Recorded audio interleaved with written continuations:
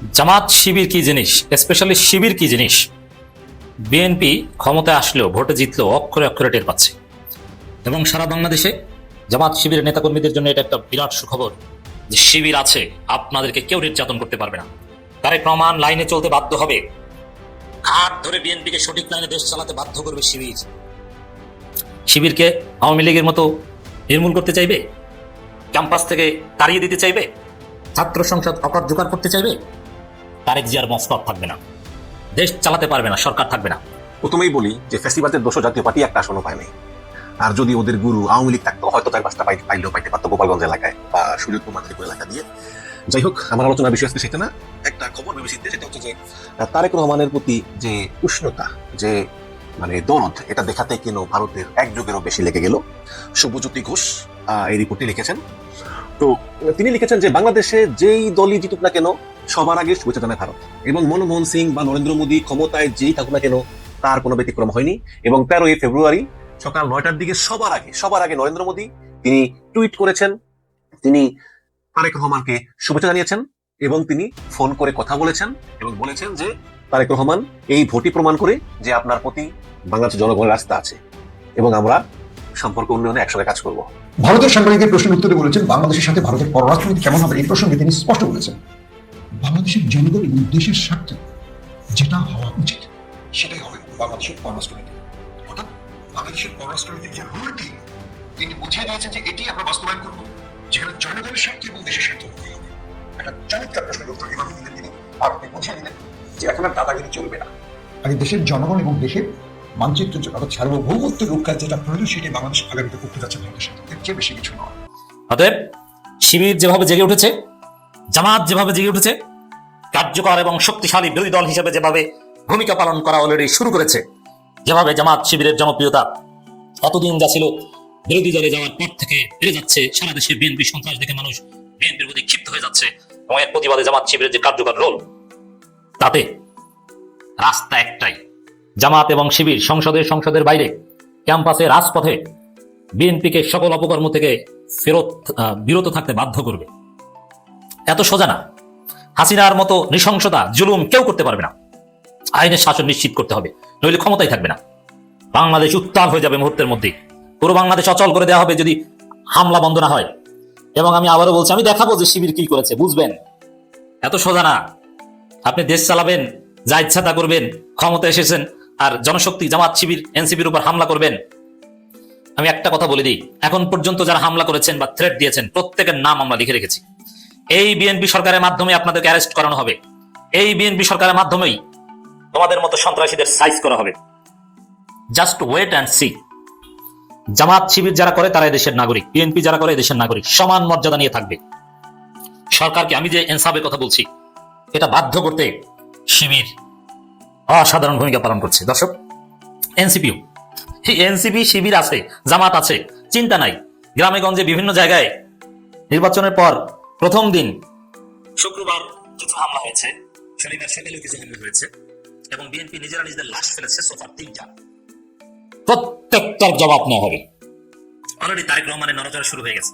আমরা বাধ্য করছি তারেক রহমানকে এগুলোর বিরুদ্ধে অ্যাকশন নিতে। এখন পর্যন্ত যেহেতু তারা ক্ষমতায় নয়, এখন পুলিশি অ্যাকশনটা কিন্তু ইউনূস সরকারের পক্ষ থেকে আসতে হবে। কিন্তু তারপর প্রশাসন কার্যত বিএনপির কথাই চলে। এখন বিএনপি সংশ্লিষ্ট এমপি যদি অ্যাকশন নেয়, ওই যে একজন এমপি একটা এক্সাম্পল সেট করেছে, কিন্তু মিডিয়াগুলো এখানে ব্ল্যাকআউট, মিডিয়াগুলো এগুলো প্রচার করছে না। কিন্তু একজন এমপি 5 জন বিএনপি সন্ত্রাসীকে, বিএনপির একজন এমপি 5 জন বিএনপি সন্ত্রাসীকে পুলিশে দিয়েছে, এটা মিডিয়া প্রচার করছে, কিন্তু হামলা করছে এটা প্রচার করছে না। অতএব দর্শক, বাধ্য হবে এইসব মিডিয়া টিডিয়া সব সাইজ করা হবে। Just wait and C.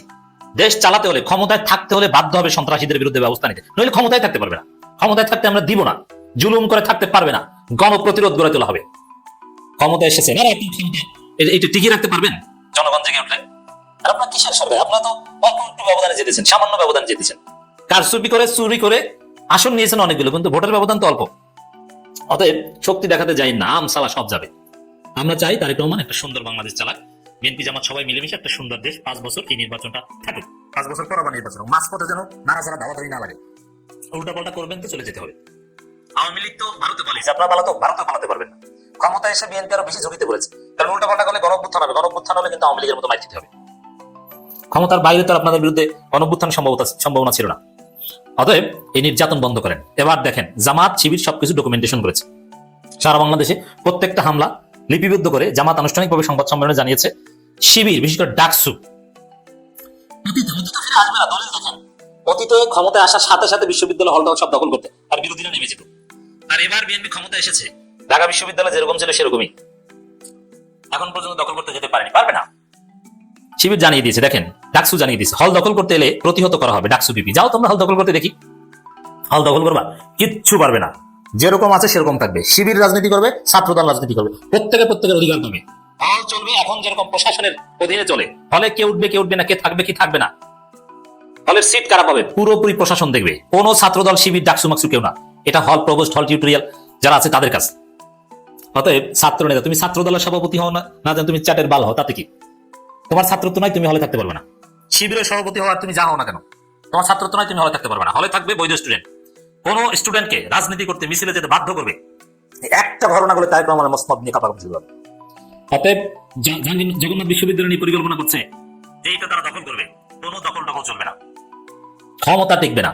অতএব ক্লিয়ার কথা, ডাকসু বিবি হল দখল করতে হলে প্রতিহত করা হবে। দখল করবে লোক আছে, ছাত্র আছে, নাই, প্রশাসন নিয়ে করবে, সেই যুগ আসবে না।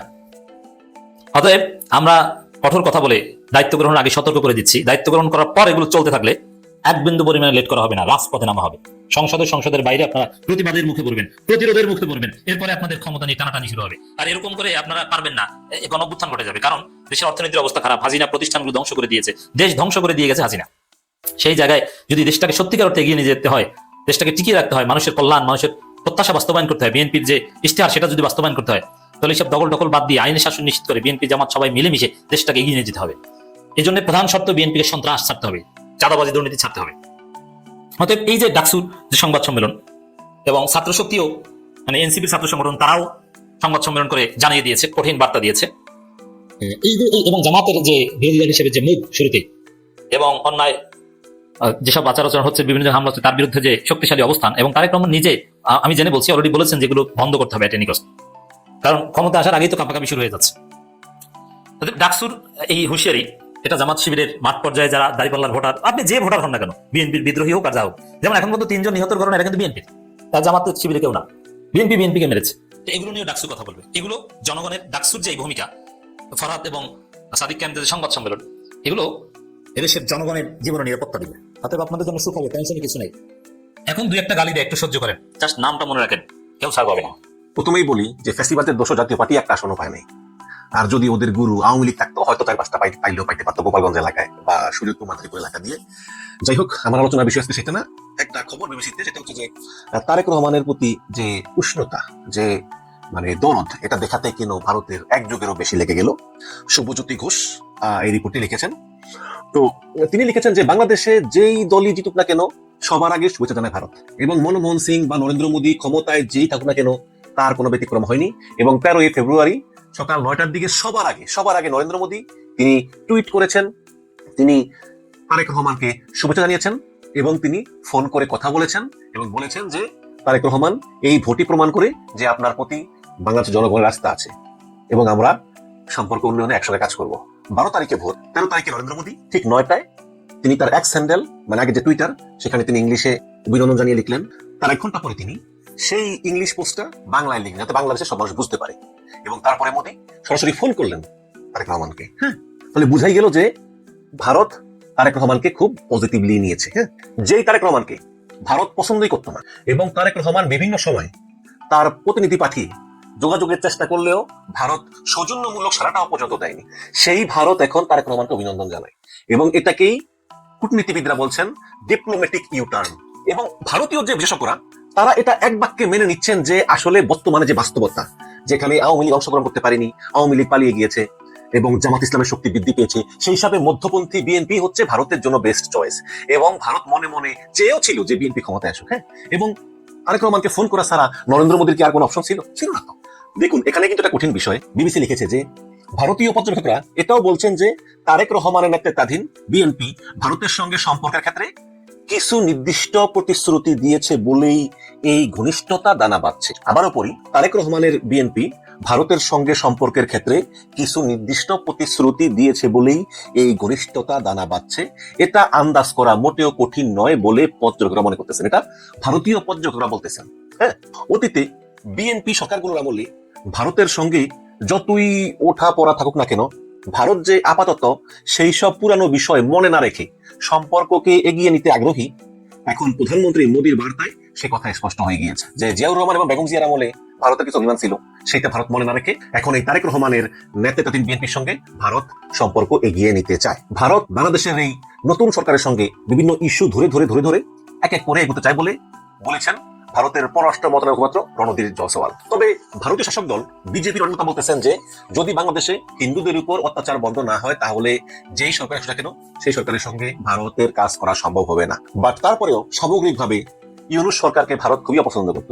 সেই ইউনূস সরকারের অবসান হতে যাচ্ছে এবং নতুন সরকার আসতেছে, এটাই ভারতের জন্য এক ধরনের স্বস্তির বিষয়। আপনারা জানেন যে তারেক রহমান প্রায় 17 বছর নির্বাসনে ছিলেন লন্ডনে, এবং মনমোহন সিংকে হারিয়ে যখন 2014 সালে নরেন্দ্র মোদী সরকার ক্ষমতা এলো, তখন তারেক রহমান ধরেই নিয়েছিলেন যে যেহেতু ভারতের কংগ্রেস পার্টির সঙ্গে শেখ হাসিনার ঘনিষ্ঠতা, তো যেহেতু কংগ্রেস এবং এর নেতা মনমোহন সিং হেরে গিয়েছে, সুতরাং তারেক রহমান যদি নরেন্দ্র মোদীর সঙ্গে একটা সুসম্পর্ক স্থাপন করতে পারে তাহলে হয়তো এই নরেন্দ্র মোদী শেখ হাসিনাকে চাপ দিবেন বাংলাদেশে গণতন্ত্র ফিরিয়ে আনতে। এবং এই উদ্দেশ্য নিয়ে তারেক রহমান নরেন্দ্র মোদীর সঙ্গে একটা সুসম্পর্ক স্থাপনের চেষ্টা করেন সেই 2014 সালে, এবং তারেক রহমান নরেন্দ্র মোদীকে কিছু উপহারও পাঠান। নরেন্দ্র মোদীর কাছে এই উপহার পৌঁছে দিয়েছিলেন বিজেপির বৈদেশিক নেতা বিজয় জলি, এবং এই খবরের উৎস হচ্ছে তারেক রহমানের একাধিক ঘনিষ্ঠ সূত্র। কিন্তু যে কারণেই হোক, ভারত এই উপহারের জবাবে কোনো প্রতি উত্তর দেয়নি বা তারেক রহমানের সঙ্গে যোগাযোগের বিন্দু মাত্র চেষ্টা করেনি। এবং ভারতের অনেক বিশ্লেষক মনে করেন যে তৎকালীন সময়ে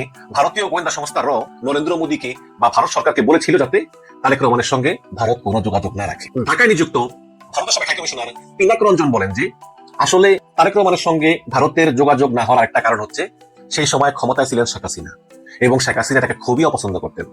শেখ হাসিনা চাইতেন যাতে ভারত তারেক রহমানের সঙ্গে যোগাযোগ না রাখে। সুতরাং শেখ হাসিনার সঙ্গে সম্পর্কের উন্নতির জন্যই আসলে তারেক রহমানের সঙ্গে সেভাবে যোগাযোগ করা ভারতের পক্ষে সম্ভব হয়নি। এবং এখানে বিবিসি লিখেছে যে তবে প্রকাশ্যে না হলেও বিএনপির নানা স্তরের সঙ্গে ট্রাক টু স্তরে বা পর্দার আড়ালে বিভিন্ন থিঙ্ক ট্যাঙ্ক বা অবসরপ্রাপ্ত কূটনীতিবিদ এবং নিরাপত্তা কর্মকর্তাদের মারফত একটা যোগাযোগ ভারত বরাবরই বিএনপির সঙ্গে রাখতে চেষ্টা করে গিয়েছে। এবং পিনাক রঞ্জন চক্রবর্তী আরো বলেন বিবিসিকে যে সেই সময় তো আমি নিজেই এ ধরনের একাধিক বৈঠকে উপস্থিত ছিলাম, ভারতের দিল্লিতে, থাইল্যান্ডের ব্যাংককে এরকম বিএনপির সঙ্গে একাধিক বৈঠকে এই ভারতের সাবেক হাইকমিশনার পিনাক রঞ্জন চক্রবর্তী তিনি নিজে উপস্থিত ছিলেন। তবে এই তারেক রহমানের প্রতি ভারতের দৃষ্টিভঙ্গির সবচেয়ে বড় পরিবর্তন আসে হাসিনা পালিয়ে যাওয়ার পরে। সে 5ই আগস্টের পরে ভারত বুঝতে পারে যে বাংলাদেশের বর্তমান বাস্তবতায় আসলে বিএনপি ছাড়া ভারতের কোনো গতি নেই, কারণ জামাত ইসলামকে ভারত উগ্রপন্থী মনে করে। সুতরাং একটা মধ্যপন্থী দল হিসাবে যে দলটা আসলে বাম ডান সবকিছু মিলিয়ে একটা মধ্যপন্থী মনোভাব পোষণ করে, হ্যাঁ, সেই দলটাকে আসলে পছন্দ করা উচিত বলে ভারতীয় পর্যবেক্ষকরা মনে করতেছেন। এবং বিবিসি লিখে যে 2008 সালের সেপ্টেম্বরে বাংলাদেশে তখনকার সেনা সমর্থিত তত্ত্বাবধায়ক সরকার যখন রাজনীতি সারার মুচলেকা লিখিয়ে নিয়ে তারেক রহমানকে লন্ডন যেতে বাধ্য করে, তখন সে সময় ঢাকায় ভারতের হাইকমিশনার ছিলেন পিনাক রঞ্জন চক্রবর্তী। তিনি বিবিসিকে বলেন যে সে সময়ের কথা আমার পরিষ্কার মনে আছে, এবং 2001 থেকে 2006 বিএনপি আমলের সেই তারেকের বিরুদ্ধে অভিযোগের যে পাহাড় ছিল তাতে কোনো সন্দেহ নেই। কিন্তু এখন 17 বছরেরও বেশি সময় যুক্তরাজ্যে কাটানোর পর তারেক রহমান কতটা পাল্টে গেছেন, তার মানসিকতায় কতটা পরিবর্তন এসেছে, এটা বলা খুবই মুশকিল। কিন্তু আমরা এই ধারণা করতেই পারি যে নরেন্দ্র মোদী যেভাবে এখন তার প্রতি ওপেন আউটরিচ করছে এবং মোদী তাকে চিঠি লিখছেন, শুভেচ্ছা জানাচ্ছেন বা ফোন করছেন, তাতে অবশ্যই ভারত তারেক রহমানের কাছ থেকে নির্দিষ্ট কিছু বিষয়ে প্রতিশ্রুতি পেয়েছে, এটা মনে করেন পিনাক রঞ্জন চক্রবর্তী, তিনি বিবিসিকে বলছেন। এখন প্রশ্ন হচ্ছে যে তারেক রহমান ভারতকে ঠিক কি প্রতিশ্রুতি দিয়েছেন। পিনাক রঞ্জন মনে করেন যে এখন এইসব প্রতিশ্রুতিগুলো ঠিক কি হতে পারে সেটা আন্দাজ করা কঠিন হলেও বিএনপিও আপাতত তাদের পুরানো ভারত বিরোধিতার রাজনীতিকে আঁকড়ে থাকবে না বলেই দিল্লির অনেক বিশ্লেষকরা মনে করতেছে। আগে যেমন বেগম জিয়ার আমলে বাঙাল জাতীয়তাবাদ এবং ভারত বিরোধী একটা আওয়াজ তুলে তারা ভোট টানত, মনে করা হতো যে আওয়ামী লীগ মানেই ভারতের পক্ষে, বিএনপি মানেই ভারত বিরোধী, সেই ধরনের রাজনীতি থেকে তারেক রহমান নিজেকে একটু সরিয়ে নিচ্ছেন বলেই ভারতীয় বিশ্লেষকরা মনে করেন। তারেক রহমানের বিএনপি তাদের পররাষ্ট্রনীতিতে সবার আগে বাংলাদেশ বলে থাকলেও তারেক রহমান দেশে ফেরার পর থেকে পর্যন্ত তার কথায়, তার বক্তৃতায়, তার সাক্ষাৎকারে কোথাও তিনি ভারতের বিরুদ্ধে কোনো কথা বলেননি, এবং এটাকেও ভারত ইতিবাচক হিসাবে কিন্তু দেখতেছে। এবং শুধু তাই না, শুধু প্রধানমন্ত্রী তারেক রহমানের উপরই যে বাংলাদেশের মানুষের আস্থা, এই কথা টুইটারে লিখতে বিন্দু মাত্র সময় নেননি প্রধানমন্ত্রী নরেন্দ্র মোদী, খুব তড়িঘড়ি করে তিনি লিখে দিয়েছেন। এখন দেখুন, দিল্লির থিঙ্ক ট্যাঙ্ক মনোহর পারিক্কর IDSA এর সিনিয়র ফেলো স্মৃতি পট্টনায়ক বলেন যে শেখ হাসিনাকে বাংলাদেশের কাছে ফেরত চাওয়ার দাবি নিয়েও পরবর্তী বিএনপি সরকার খুব বেশি জোরাজুরি করবে না বলেই তার বিশ্বাস। অথচ মোহাম্মদ ইউনূস বারে বারে শেখ হাসিনাকে ফেরত চেয়ে এটাকে খুব বড় ইস্যু করার চেষ্টা করেছিল। তারেক রহমানের সরকার বা বিএনপি সরকার বা বিরোধীরা মানে জামাত ইসলাম এখনো হয়তো মুখে মুখে সেই দাবি জানাবেন, কিন্তু তার জন্য ভারতের সঙ্গে অন্য কোনো আলোচনা থমকে থাকবে এমনটা হওয়ার সম্ভাবনা নেই বলেন ডক্টর পট্টনায়ক। এবং তিনি আরো বলেন যে গত প্রায় 1.5 বছর ধরে বাংলাদেশে অনেক সংখ্যালঘু নির্যাতন হয়েছে। ভারত বারে বারে তাদের উদ্বেগের বিষয় জানিয়েছে এবং ভারত বলেছে যে সংখ্যালঘু নির্যাতন বাংলাদেশে বন্ধ করা উচিত, কিন্তু ইউনূস সরকার বারে বারে এই সংখ্যালঘু নির্যাতনের বিষয়টা প্রোপাগান্ডা বলে উড়িয়ে দিয়েছেন। ইউনূস সরকার বলেছেন যে সংখ্যালঘু নির্যাতনের যেই অভিযোগ ভারত তুলতেছে এর 99%ই ভুয়া। আসলে এই সংখ্যালঘু নির্যাতনগুলো আসলে শুধু সংখ্যালঘু বলে নয়, এগুলো জমি জমা বা বিভিন্ন অন্য কারণে হয়, বাট সংখ্যালঘু নির্যাতন যে হয় না তা না, খুবই কম। ভারত যা বলতেছে তার মানে 99% মিথ্যা। এভাবে ইউনূস সরকার প্রতিবারই ভারত সরকারের এই অভিযোগ ডিনাই করে এসেছিল। এখন তারেক রহমান সরকারের আমলে বাংলাদেশ সংখ্যালঘুদের অবস্থা কতটুকু উন্নতি হয়, কতটুকু নিরাপত্তা পায়, সেটাই এখন দেখার বিষয় বলে মনে করেন ভারতীয় বিশ্লেষকরা।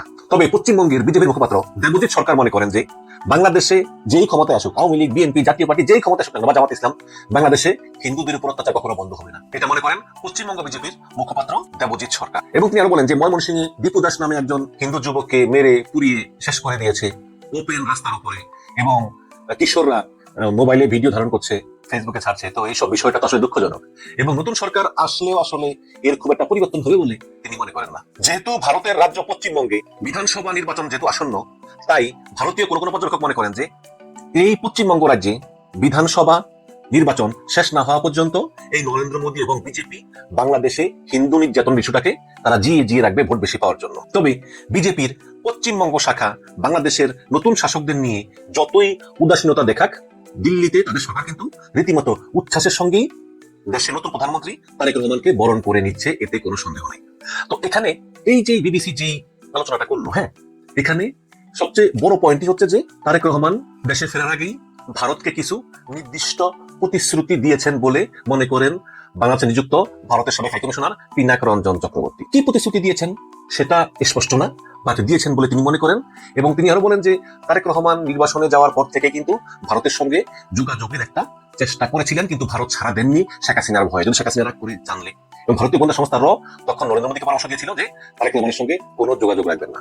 তারপরেও আড়ালে আবদালে বিভিন্ন জায়গায় বিভিন্ন যে থিঙ্ক ট্যাঙ্ক বসে আলোচনা, গোল টেবিল বা বিভিন্ন জায়গায় জায়গায় অনানুষ্ঠানিক ভাবে আসলে সেকেন্ড লেয়ারে বিভিন্ন বৈঠক হয়েছিল। হয়তো বাবির খুশরু মাহমুদ চৌধুরীরা বিভিন্ন ভাবে চেষ্টা করেছিলেন ভারতের সঙ্গে সম্পর্ক উন্নয়নের জন্য, কিন্তু শেখ হাসিনা পালিয়ে যাওয়ার পর আসলে ভারতের আর কোনো উপায় ছিল না তারেক রহমানের সঙ্গে যোগাযোগ না করার। এবং বলাই বাহুল্য যে বর্তমানে এই বিএনপি ক্ষমতার সাথেই ভারত খুশি হয়েছে এবং যোগাযোগ করার চেষ্টা করতেছে, সম্পর্ক করার চেষ্টা করতেছে, এবং এটা কতটুকু উন্নয়ন হয় সেটাই এখন দেখার বিষয়। এবং 2001 থেকে 2006 সাল পর্যন্ত যে বিএনপি জামাত জোট ক্ষমতা ছিল, সেই সময়ের তারেক রহমানের প্রতি ভারতের দৃষ্টিভঙ্গি কিন্তু মোটেও ভালো ছিল না। কিন্তু 17 বছর পর এই তারেক রহমানের মন মানসিকতা কতটুকু পরিবর্তন হয়েছে সেটার উপরই ভারত এখন তীক্ষ্ণ নজর রাখতেছে। এবং তারেক রহমানকে ওয়েলকাম জানালেও ভারত যে খুব সতর্কতার সঙ্গেই তারেক রহমানের সঙ্গে সম্পর্ক কিনতে চায়, এতে কোনো সন্দেহ নেই। দর্শক, আপনাদের মতামত কমেন্টে জানান। ভালো থাকবেন।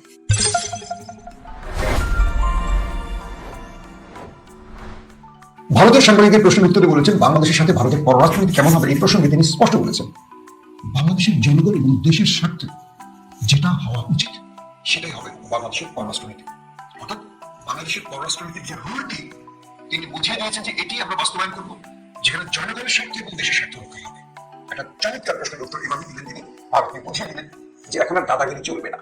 আগে দেশের জনগণ এবং দেশের মানচিত্রের জন্য অর্থাৎ সার্বভৌমত্বের রক্ষার যেটা প্রয়োজন সেটাই বাংলাদেশ আগামীতে করতে যাচ্ছে ভারতের সাথে, এর চেয়ে বেশি কিছু নয়।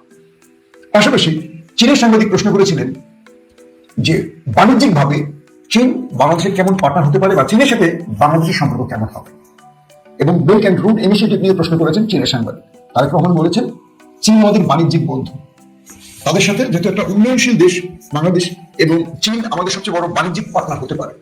বাংলাদেশের স্বার্থ যেখানে আছে চীনের সাথে, এবং চীন তাদের স্বার্থ বাংলাদেশ থেকে যেটা নেবে বাংলাদেশের স্বার্থকে রক্ষা করে, সেখানে বাংলাদেশ চীনের সাথে তাদের সম্পর্ক বজায় রাখতে চায় এবং বাংলাদেশের বাণিজ্যকে আরো উন্নত করতে চীনকে তারা পাশে চায়।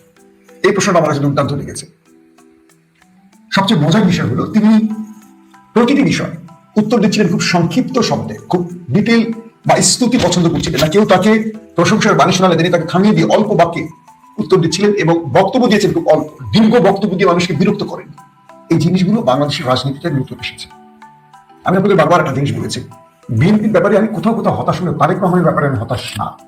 হয়তো অনেকেই কথাগুলো শুনে আমার প্রতি বিরক্ত হয়েছে, আমি জানি না আজকে থেকে না আগামী রোববার থেকে তার জার্নিটা শুরু হচ্ছে, বাট তাকে যেভাবে দেখেছি বা তার যে বক্তব্য শুনেছি আমি কিন্তু আশাবাদী। আসেন তার পরের বিষয়টিতে। তারেক রহমান সারা দেশের তার নেতাকর্মীদের বলেছেন যে আমি আনন্দ মিছিল নিষেধ করেছি, আমি বলেছি দোয়া মোনাজাত করতে, এবং তিনি বলছেন যে সবাই শান্ত থাকবে, কোন বিরোধী মতের উপর যেন কেউ আক্রমণ না করে, কোন দুর্বলের উপর যেন কোনো শহর আক্রমণ না করে। এটা একটা অসাধারণ বার্তা সারা দেশের বিএনপি নেতা কর্মীদের জন্য, যারা মনে করছেন বিএনপি ক্ষমতায় চলে এসছে, এবার লুটপাট করবেন, ভাঙচুর করবেন, এতদিন নির্যাতিত হয়েছে, মুসলিম ছিলেন, এখন আবার তারা জালিম হবে, তাদের স্বপ্নে একেবারে কি বলবো ছাই দিয়ে দিয়েছেন তারেক রহমান। বিএনপির যেসব নেতা কর্মীরা গত ভোটের পর থেকে লাফালাফি বেশি করছেন, সতর্ক হন। আমি যতটুকু জানি প্রত্যেকটি এলাকার ঘটনা নোট করা হচ্ছে বিএনপির মিডিয়া সেল থেকে, তারা কি করছেন, কোথায় কি করছেন, একটা কেউ ছাড় দেবেন না তারেক রহমান। এবং তিনি যেহেতু দল ক্ষমতায় চলে এসছে, এতদিন দলকে ক্ষমতায় আনার জন্য অনেক কিছু হলেও ছাড় দিয়েছেন, কারণ বিগত 15-16 মাস যারা ত্যাগ করেছিলেন, মুসলিম ছিলেন, হঠাৎ করে তারা জালিম হয়ে গেছেন, তারেক রহমান তাদেরকে কখনো বহিষ্কার করেছেন, আবার কখনো ক্ষমা করেছেন। কেন ক্ষমা করেছেন? দলের জন্য এদের অনেক ত্যাগ ছিল, এবার তিনি কখনো কখনো একটু হলেও মায়া শুরু করেছেন। তিনি এমন একটি বাংলাদেশ করতে চান, সেটাকে তিনি বলছেন মানবিক বাংলাদেশ। এই মানবিক শব্দটা জামাত ইসলাম উচ্চারণ করেছিল। এই মানবিক বাংলাদেশ তিনি করতে চান। সাংবাদিকরা তাকে প্রশ্ন করেছিলেন বাংলাদেশের তার প্রথম চ্যালেঞ্জ কি, তিনি বলছেন বঙ্গুর অর্থনীতিকে একটা স্ট্রং অর্থনীতিতে, মানে বাংলাদেশের অর্থনীতিকে তিনি দাঁড় করাতে চান, রুল অফ ল, আইনের শাসন ফিরিয়ে আনতে চান। এই দুটো বিষয় তারেক রহমানের খুব ইম্পর্টেন্ট চ্যালেঞ্জ হিসেবে তিনি বলছেন। খেয়াল করেন, বাংলাদেশের অর্থনীতি থেকে 12টা বাজিয়ে চলে গেছে শেখ হাসিনা। এই মুহূর্তে তারেক রহমানের সামনে চ্যালেঞ্জ বাংলাদেশের অর্থনীতিকে ফিরিয়ে আনা, আবার ভঙ্গুর দশা থেকে দাঁড় করানো। 2 নম্বর, বাংলাদেশের আইন শৃঙ্খলার মারাত্মক অবনতি হয়েছে গত 15.5 বছর এবং কন্টিনিউ পরবর্তী এই মানে ইউনূস সরকারের আমলে। বিভিন্ন সময় আমরা দেখেছি বিভিন্ন জায়গা থেকে আন্দোলন এটা সেটা করে আইন শৃঙ্খলা বাহিনীর মধ্যে হতাশা, সকালে একজন এখানে বদলি, বিকেলে একজন এখানে বদলি, পুলিশ ঠিক মতো কাজ করতে পারছিল না। তো সবকিছু মিলে এখন যে বিষয়টি তৈরি হয়েছে, তারেক রহমান চ্যালেঞ্জ হিসেবে মনে করছেন অর্থনীতি এবং আইনের শাসন প্রতিষ্ঠা। তার মানে হলো তিনি তার এজেন্ডা রেখেছেন যে আগামীতে কোনো দুর্বল আক্রান্ত হবে না সবল দ্বারা। আমরা আশা করি এটা যদি বিএনপি বাস্তবায়ন করতে পারে, এই দেশটিকে আমরা ভিন্ন রূপে দেখবো, জিয়াউর রহমানের বাংলাদেশ হিসেবে দেখবো। আসেন তারপরের বিষয়টিতে। তারেক রহমান তার পুরো বক্তব্যের মধ্যে যে জায়গাগুলোতে খুব শক্ত অবস্থানে ছিলেন, রাষ্ট্র সংস্কার এবং রাষ্ট্রের উন্নয়নে তিনি কর্ম তৈরি করা, যুবকদের কাজ দেওয়ার বিষয়গুলোকে চিন্তা করেছেন। এখন প্রশ্ন হলো, সারা বাংলাদেশে বিএনপি নেতাকর্মীদের মধ্যে যেরকম অ্যাগ্রেসিভ ব্যাপারগুলো আমাদের সামনে এসছে, এটাকে তিনি কোন ফর্মুলায় নিয়ন্ত্রণ করবেন, এটাকে হয়তো আমরা আগামী দিনগুলোতে দেখতে পারবো। পাশাপাশি সবচেয়ে ইন্টারেস্টিং ব্যাপার কি জানেন, আজকে তারেক রহমানের একটি ঘোষণা পেয়েছি আমরা একটি বিশেষ পক্ষ থেকে, আগামী রোববার তারেক রহমান 2 জন ব্যক্তির বাসায় দেখা করতে যেতে পারেন। একজন জামাতের সম্মানিত আমির ডক্টর শফিকুর রহমানের বাসায়, আরেকজন হলেন জুলাই অভ্যুত্থানের প্রধান সমন্বয়ক আমাদের নাহিদ ইসলামের বাসায়। তারেক রহমান তার খেলা শুরু করে দিয়েছেন, বুঝতে পারছেন? এই তারেক রহমানকে আমরা দেখতে চেয়েছিলাম। এতদিন সমালোচনা করেছি যে কাজের, আমার জায়গাটা কিন্তু সমালোচনা করা, আমি কখনো যাকে ভালোবাসি তাকে ব্লাঙ্ক চেক দিয়ে ছেড়ে দিতে পছন্দ করি না। খারাপটা সমালোচনা যে কেউ তার করবো। তারেক রহমান ডক্টর শফিকের বাসায় যাচ্ছেন, হয়তো জামাত দ্বিতীয় কাজটি করতেন, প্রথমে তারেক রহমানের বাসায় আসতেন। তারেক রহমান সেই সিদ্ধান্তটি নিয়েছেন, তিনি ডক্টর শফিক জামাতের আমিরের বাসায় যাবেন, তার সঙ্গে দেখা করবেন এবং নাহিদ ইসলামের বাসায় যাবেন। এই যে বিরোধী মতকে নিয়ে একটি রাষ্ট্র গঠনের দিকে এগিয়ে যাওয়ার যাত্রাটা দুর্দান্তভাবে শুরু করছেন জনাব তারেক রহমান। সেলুট আপনাকে। আসেন তারেক রহমানের সামনে একটু বাধাগুলো আমি উল্লেখ করি, যেহেতু ভিডিওটা লম্বা করবো না, আমি এই পর্যায়ে সেকেন্ড পার্টটা নিয়ে আসি। তারেক রহমানের সামনে বাধাগুলো কি কি? বিএনপির একটা গ্রুপ অপেক্ষা আছে, দল ক্ষমতায় আসবে, পূর্বের মতো টেন্ডারবাজি চাঁদাবাজি আমরা করবো। তাদের চেহারার মনে হচ্ছে এখনই থ্রেড আসছে বিভিন্ন জায়গা থেকে, তারা এটা করবে ওইটা করবে, দল ক্ষমতা আসবে, ওই করবো সেই করবো, বিভিন্ন জায়গায় থ্রেড দিচ্ছে। এই মেসেজগুলো আমাদের কাছে আসছে। তাদের জন্য মেসেজ হলো তারেক রহমান সেই তারেক রহমান নন যখন তিনি রাষ্ট্রের কোনো ক্ষমতায় ছিলেন। আজকে তিনি রাষ্ট্রের ক্ষমতার প্রধান, চিফ এক্সিকিউটিভ, রাষ্ট্র তার হাতে। আপনারা এই সুযোগটি পাচ্ছেন না, আপনাদের জন্য দুঃসংবাদ। কাউকে তিনি ছাড় দিবে না, দল আর বিরোধী কাউকে ছাড় দিবে না যে রাষ্ট্রের বিরুদ্ধে আসবে। তারেক রহমানের জন্য এটি একটি চ্যালেঞ্জ। তার রাস্তার সারা দেশের নেতা কর্মীরা, ক্ষুধার্ত যে কর্মীরা আছে যারা 15-16 মাস উল্টাপাল্টা করেছে, তাদেরকে নিয়ন্ত্রণ করা সবচেয়ে বেশি কঠিন হবে। 2, দলীয় অন্তর্কলহ। বিএনপির রাজপথে কতটুকু সফল এটা তারেক রহমান আমার চেয়ে ভালো জানে। মজার বিষয় হলো, খালেদা যে স্টেটমেন্ট দিয়েছিলেন যখন সবাই মিছিল করছিল, স্লোগান দিচ্ছিল খালেদা জিয়া ভয় নেই, রাজপথ ছাড়ি নাই, তখন তিনি খুব সুন্দর প্রীতি কথা বলেছিলেন। এটা মিথ্যা কথা। আমি আপনাদেরকে একটু বক্তব্য শোনাবো।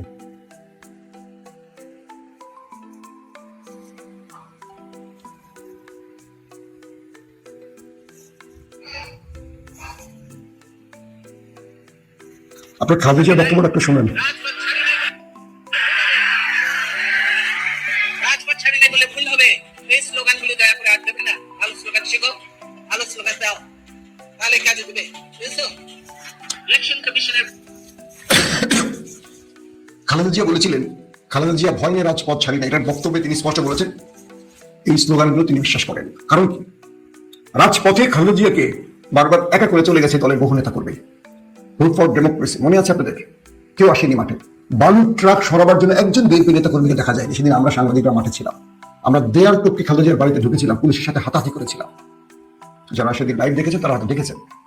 পুলিশ চেয়েছিল খালেদা জিয়া থেকে সাংবাদিকদেরকে বিচ্ছিন্ন করতে, পুরো বাড়ি ঘিরে ফেলেছিল। আমরা ট্রাক থেকে বালু ট্রাকের উপরে উঠেছিলাম, সেখান থেকে দেয়াল টপকে ভিতরে ঢুকে গিয়েছিলাম।